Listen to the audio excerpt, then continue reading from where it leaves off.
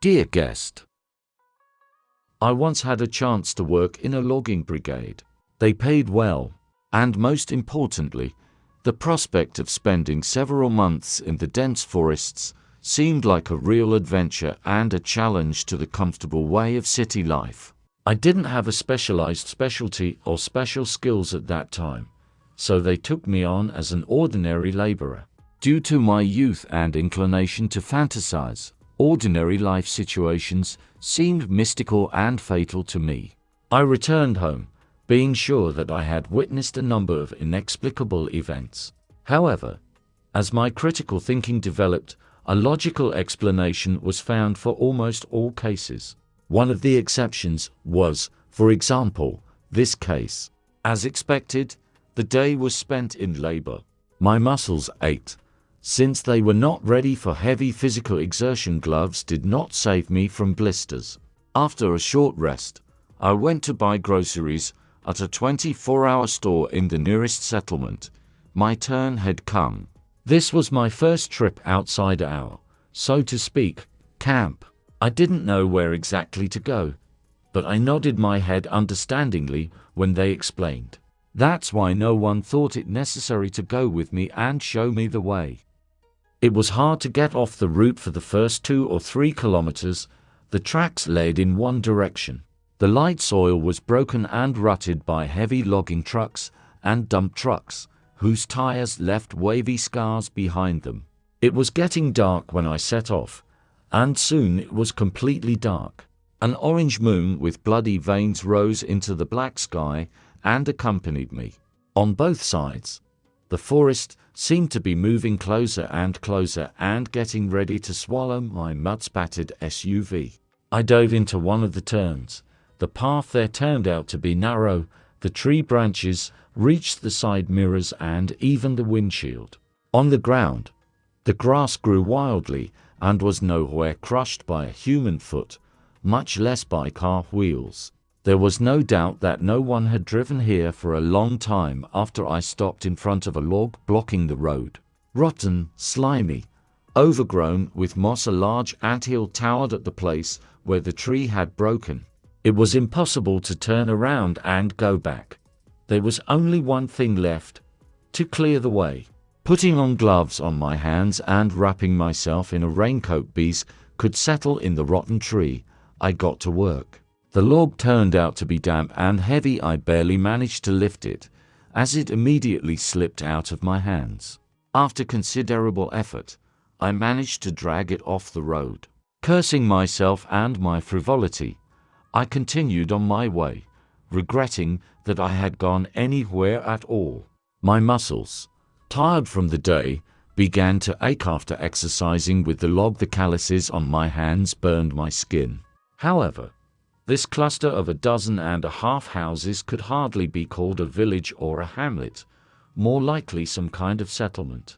That's what I thought when I left the car near one of the closely spaced houses.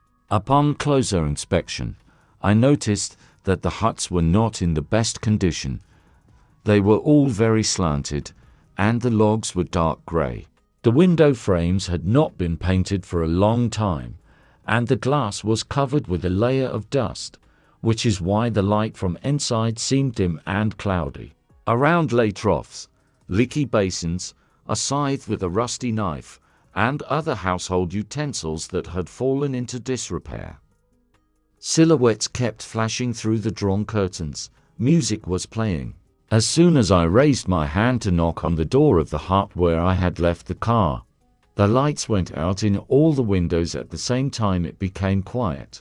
I felt eyes on me from the windows, gaping with black emptiness. I shuddered from the unpleasant sensation and immediately understood why this place was not like any rural settlement I had been to. There was not a single dog here. Every yard should have a dog. The presence of a dog in the house or in the yard instills peace and security in its owners. And these settlements, located right at the thicket of the forest, would not hurt to have guard dogs to protect from animals, or from people like me, only malicious. And who knows from whom else.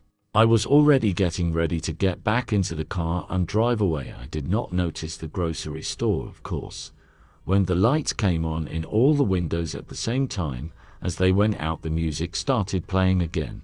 The door opened and a loud voice came from it. "Come in, dear guest." I turned around and saw a pretty, rosy-cheeked hostess in the doorway. A bearded man approached her from behind, flashed his white teeth, smiled broadly, and invited her in as well. Only if the guest doesn't mind that he'll have to wash during the third steam and at midnight too. Being a city person and uninformed, I didn't even understand what he was talking about. Of course, I didn't refuse the bathhouse. I decided to stay the night here and go back at dawn. I'll tell you how it is. I got lost and couldn't find my way. From the outside, the bathhouse matched the houses that surrounded it, just as dilapidated, shabby, and slanted. But from the inside, it even seemed bigger. A cleanly swept and washed dressing room, smooth, light logs of the walls, a comfortable bench for resting. It is not easy to imagine this when looking at the external appearance of the building. I undressed and opened the door to the steam room, from which a hot, humid air blew. Covering my eyes with my hand from the steam, I went inside. The chafed skin of my hands immediately began to tingle painfully. When my eyes got used to the temperature, I removed my hand and saw the mistress of the house, who was sitting on a bench. Her hair was loose. She was completely naked. She noticed my confusion and smiled slyly. I embarrassedly said something in justification and hurriedly left, closing the door. How did she get here faster than me? After all, I left the house alone. The owners remained. "Dear guest, where did you disappear to?" Her voice rang out. Not knowing why, but I opened the door to the steam room and went in again. Only this time, the owner himself was sitting on that very bench, grinning with white teeth from under a beard as black as coal. I didn't see any doors in the room, or any possible holes either. The glass in the window was intact. The frames were nailed down. How could they have ended up here, and where was the mistress now? Without thinking twice, I slammed the door and ran out of the dressing room onto the street. Silence. Only the wave-like trills of the crickets made at least some sounds. The lights were still on in the windows of the huts. Then I walked around the bathhouse and didn't notice any openings through which one could get inside. The fragrant steam, relaxing, drove fatigue out of the body, returning vitality. I poured cold water on the dry, hot bench and lay down on it, inhaling the hot air, smelling of resin and wood, with all my lungs. I think I dozed off. After a while, I jumped up from a burning pain in my thigh, as if a red-hot firebrand had been pressed against my skin. Having examined my leg for a burn, I made sure that the skin was not damaged. There was no doubt that the pain was real. I decided not to hesitate any longer, to wash up quickly and leave here. Meanwhile, the bucket of water, which was heating up on the hot stones, began to bubble. Putting on a thick glove, I took the bucket. When it reached chest level, I saw in the reflection of the boiling water a huge black figure behind me, raising an axe above me. The bucket crashed to the floor with a crash, scalding my legs. Out of my mind with pain and shock, I rushed towards the door. Steam from the spilled water filled the room, spreading out like thick morning fog. Unable to see anything in front of me, I stretched out my hands to where the door should be. Attempts to open it with my foot or shoulder failed. Only a little steam dissipated, and I saw that there was no exit from the steam room. There was a solid wall all around. Rushing to the window, I tried to break the glass first with a stool, then with a poker standing by the stove, to no avail. Only ringing laughter was heard on the other side of the window. Judging by the stomping, several people had gathered in the dressing room, pouring logs onto the floor. The firebox door creaked open. The flame hummed, receiving a new portion of firewood, which was rammed into the stove to capacity. The metal walls of the stove and the laid-out stones turned red before our eyes. The stove puffed, absorbing hot coniferous wood. It was getting harder and harder to breathe. The air was getting hotter. It was getting dark before my eyes. The bathhouse tilted and floated. Feeling a barely perceptible light coolness on my back, I backed away from the blazing stove, lost my balance on my trembling legs, and landed on the floor in the very corner of the bathhouse. Air was seeping between the gaps in the boards, which I had not noticed before, and yet a palm could easily fit through them. "Hey, are you there?" I heard a familiar voice. With the last of my strength, I managed to answer the call. The next thing I remember, how I woke up already on the street. Next to me stood a guy from the logging team, a resident of one of the surrounding villages. Looking around, I saw that the light was coming only from the headlights of a car. The settlement was in darkness. There was no light in any of the windows. The same with this damned bathhouse, it's dark.